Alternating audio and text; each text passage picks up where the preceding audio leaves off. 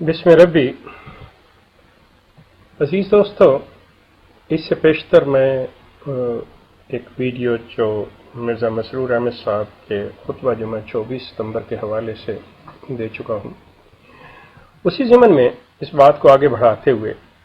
मैं जमात अहमदिया के अफराद के सामने एक बड़ी मुख्तसर और सादा सी बात, आसान लफ्ज़ों में ये सवाल उनके सामने रखना चाहता हूँ कि इसके मुतल्लिक़ गौर करें, सोचें, देखें और फिर बजाय किसी बहस या इस चीज़ को किसी और तरफ ले जाने के, अगर आप वाक़ईतन संजीदा हैं तो इस पर गौर कीजिएगा। बात ये, मैंने अपनी एक वीडियो में कुछ अर्सा पहले एक बात कही थी कि मैं जमात अहमदिया को ख़त्म नहीं कर सकता, ना मैं जमात अहमदिया को ख़त्म करने के लिए ये काम कर रहा हूँ और ना ही जमात अहमदिया ख़त्म की जा सकती है। जिस तरह नेकी और बदी, अच्छाई और बुराई,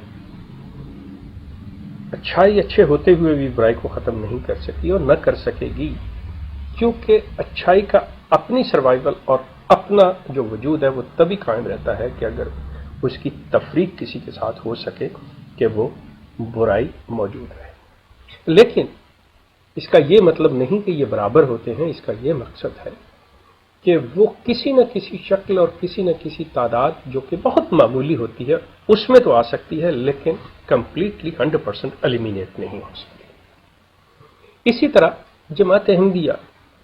आज कितने दूसरे और जो दुनिया में मज़ाहब आए, कौमें मिट गईं, उनके भी बहुत से लोग कहीं न कहीं किसी न किसी शक्ल में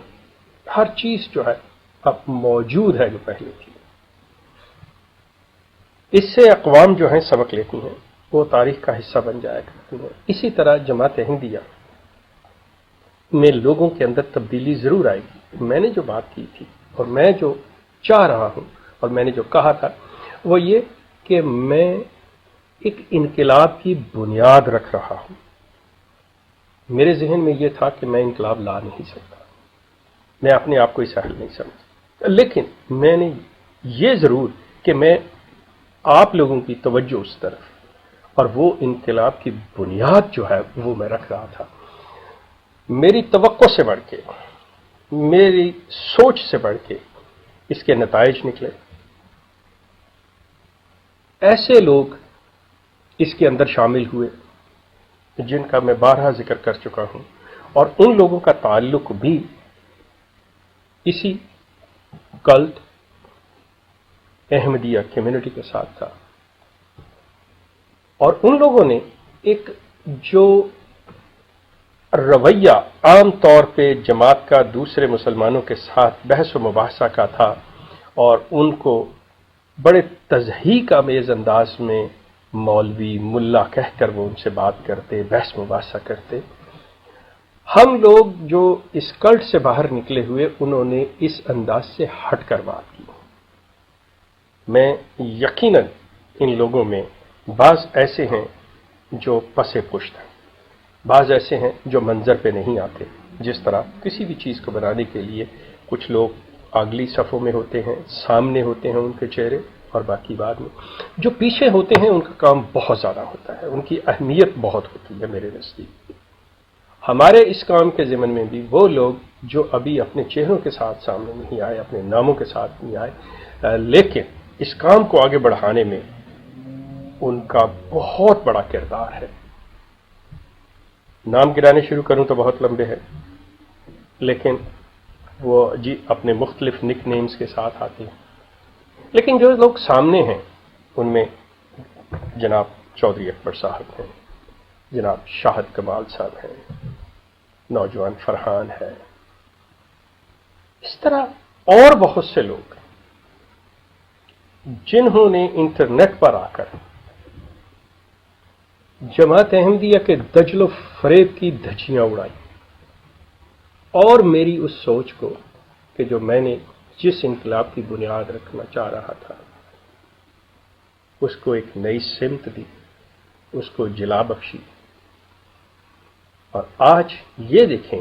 کہ جماعت کا وہ، جیسا کہ میں اپنی پچھلی ویڈیو میں کہہ چکا ہوں کہ جماعت کا وہ دجل اور فریب جو ڈرامہ کرتی چلی آئی تھی جماعت سب دنیا کے سامنے، ہر سال وہ ایک مجمع لگایا کرتے تھے کہ ہماری عالمی بیعت ہو رہی ہے، اتنے لاکھوں کروڑوں لوگ جو ہیں وہ احمدیت میں داخل ہو گئے۔ آج اس کا پول اسی نیٹ کے ذریعے انہی احباب میں کہوں گا، اور وہ جو اس کے پیچھے ہیں، جو سامنے نہیں ہے پتہ پر، ان کی کاوشوں سے، ان کی محنتوں سے، ان کی ہمتوں سے، ان کے علم سے یہ چیز واضح ہو رہی ہے کہ جماعت سوائے جھوٹ کے ایک پلندے کے اور کچھ نہیں۔ عزیز دوستو، اب مرزا مسرور احمد صاحب اپنے نوجوانوں کو، جیسے کہ میں نے اپنی پہلی ویڈیو میں بھی کہا ہے، کہ یہ کہہ رہے ہیں کہ جی آپ آ جائیں میدانوں میں، اور یہ جو ویب سائٹیں بیہودہ الزامات اور اعتراض کرتی ہیں ان کا جواب دیں، یہ کریں وہ کریں۔ ایک فریز ہے کہ گیدڑ کی جب موت آتی ہے تو وہ شہر کا رخ کرتا ہے۔ آپ خود دیکھیں، خود ہی صیاد اپنے دام میں آ رہا ہے، خود ہی صیاد اپنے جال میں پھنس رہا ہے کہ قدرت اس کو گھیر کے، اگر یہ بار رضا و رغبت نہیں تو وقت ان کو ہانک کے لے آیا اس جگہ کے اوپر کہ یہ خود اب ادھر آ رہے ہیں، جہاں پہ یہ اپنی حقیقتیں کھلوائیں گے، جہاں پہ یہ اپنے اصل مسخ شدہ چہرے جو ہے وہ خود دیکھیں گے۔ ان کے نوجوان جو کچھ وہ جانتے ہیں وہ آپ لوگوں کے سامنے ہے، لیکن بات جو میں کر رہا ہوں وہ یہ کہ اس جماعت کا دجل جو ہے دوستو، وہ اسی طرح سے کہ آپ ان سے یہ پوچھ لیجئے، جیسا میں نے اپنی پچھلی ویڈیو میں بات کرتے ہوئے یہ بات کہی تھی کہ جو صحابہ کرام کا مقام ہے، اگر یہ کہیں سے یہ ثابت کر دیں، کہیں سے یہ ثابت کر دیں کہ کسی صحابہ نے اس چیز کو تسلیم کیا ہو، اس کی تفسیر کی ہو، اس بات کو آگے بڑھایا ہو کہ ہاں نبوت جو ہے اس کا امکان ہے اور نبوت جاری ہے۔ میں بات کر رہا ہوں صحابہ کی، جو رسول اللہ کے نزدیک، جو رسول اللہ کی صحبت میں رہے، جنہوں نے رسول اللہ سے قرآن کو سمجھا۔ اگر یہ ان میں سے کسی ایک کا دے دیں حوالہ، اور جہاں سے یہ حوالہ دیں، تو کیا ان کے نزدیک انہی صحابہ کی دوسری باتیں بھی ان کے لیے قابل قبول ہیں، یا پک اینڈ چوز کہ یہ چیزیں کچھ لے لیا اور کچھ چھوڑ دیا، جس کے بارے میں قرآن کا واضح حکم ہے کہ یہ کون لوگ ایسا کام کرتے ہیں؟ قرآن کو سمجھنے والے صحابہ تھے۔ اگر صحابہ کرام اس چیز کے اوپر اتفاق رکھتے، اگر صحابہ کرام کی ایسی رائے کہیں موجود ہے کہ ہاں نبوت جاری ہے، ہاں نبوت کا امکان ہے، ہاں نبی آ سکتا ہے اور نبی آئے گا، تو یقین کیجئے مجھے ماننے میں کوئی تعامل نہیں اگر آپ صحابہ کرام کا کوئی حوالہ لیں، لیکن اس کے ساتھ ہی کہ آپ ان کی دیگر، کیونکہ ایک کریڈیبلٹی اسٹیبلش ہوتی ہے، صحابہ کرام کی کریڈیبلٹی کو آپ چیلنج نہیں کر سکتے۔ جو اگر صحابہ کرام کی اگر آپ کہیں سے بھی یہ بات لے آئیں، میں جانتا ہوں کہ جماعت آئے گی وہی بات یہ حضرت سلمان فارسی کے حوالے سے یہ کریں گے، تو کیا باقی دوسری تمام باتیں بھی اسی طرح تسلیم کرتے ہیں جس طرح یہ تسلیم کی جا رہی ہے؟ آپ حیران ہوں گے کہ جماعت احمدیہ کہیں ایک پوائنٹ پہ بھی صحیح جگہ ٹک کے بات نہیں کرے گی۔ وہ اتنے پینترے بدلے گی اور اتنی شخصیات کو درمیان میں لائے گی۔ معاملہ ہمارا شخصیات کے ساتھ نہیں ہے، معاملہ یہ ہے کہ آپ یا تو بات کو قرآن سے اور حدیث میں اگر اس کا ذکر ہے تو یقیناً قرآن اس کی کہیں نہ کہیں گواہی دیتا ہے، قرآن میں وہ بات کہیں نہ کہیں مذکور ہے جس کی تفصیل یا تشریح جو ہے وہ حدیث کے اندر ہے۔ اگر صحابہ کرام کو یہ بات نہیں ملی، اگر صحابہ کرام نے اس کا کہیں ذکر نہیں کیا کہ نبوت جو ہے نبی آئے گا، اور آپ ان صحابہ کے بعد کے ان مفسرین کو، مفکرین کو لے کے بنیاد بنا رہے ہیں تو آپ اپنی بات کو یہ نہیں کہہ سکتے کہ یہ قرآن کی بات ہے یا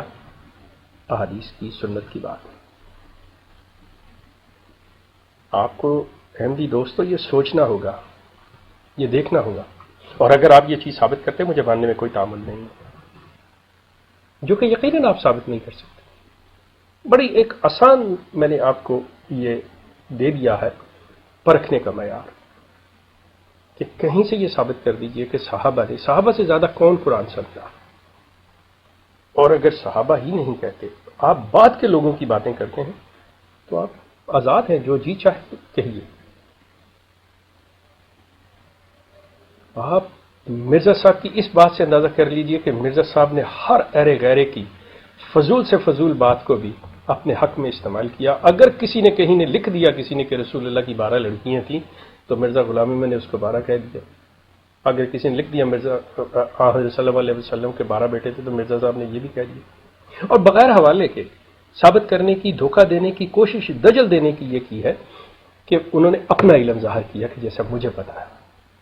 اور یہ اس وقت تک بات سامنے نہیں عیاں ہوئی جب تک یہ انٹرنیٹ نہیں تھا۔ جب انٹرنیٹ آیا تو ان کو بھاگتے نہیں پڑی تو یہ لوگ کہنے شروع کر دیا دیکھیں جی انہوں نے تو فلاں کتاب سے لیا تھا، اور اب اگر آپ بات کریں کوئی تو فوری یہ بات ہوتی ہے جی حوالہ بتائیں جی کہاں سے، تو سوال یہ پیدا ہوتا ہے کہ یہی اصول اور قانون کیا مرزا صاحب پہ لاگو نہیں ہوتا؟ کہ مرزا صاحب اتنے بددیانت کیوں تھے کہ انہوں نے اگر کہیں سے یہ بات لی تو اس کا ذکر کیوں نہیں کیا؟ مرزا صاحب کیوں یہ دھوکہ دینے کی انہوں نے کوشش کی کہ وہ لوگ یہی سمجھے کہ یہ بات میں اپنے علم سے کر رہا ہوں؟ اور وہ بھی بات دیکھیں یہ قدرت کی طرف سے یہ چیز ہوتی ہے کہ جھوٹے نے اپنے ہی جال میں پھنسنا ہوتا ہے، قدرت ان کو خود گھیر رہی تھی۔ آپ تھوڑا سا غور کریں آپ کو پتہ چل جائے گا، یہ شخص جھوٹ بول رہا تھا، اس چیز کو بددیانتی سے چھپانا چاہ رہا تھا، اپنی طرف منسوب کرنا چاہ رہا تھا، اور وہی بات وہ غلط کل کو ثابت ہوتی ہے تو قدرت کو اس کا جھوٹ اور اس کی جھوٹی ذات مقصود تھی۔ آپ اس چیز پہ غور کیجئے گا میرے دوستو، اگر آپ کہیں صحابہ کے کسی بھی صحابہ کی زبان سے یہ چیز کہ ہاں نبی نے آنا ہے، آپ بتائیے، میں اس پہ دیکھنے غور کرنے کو بالکل تیار ہوں۔ ہمارا سلسلہ جاری ہے۔ آپ کا بہت شکریہ۔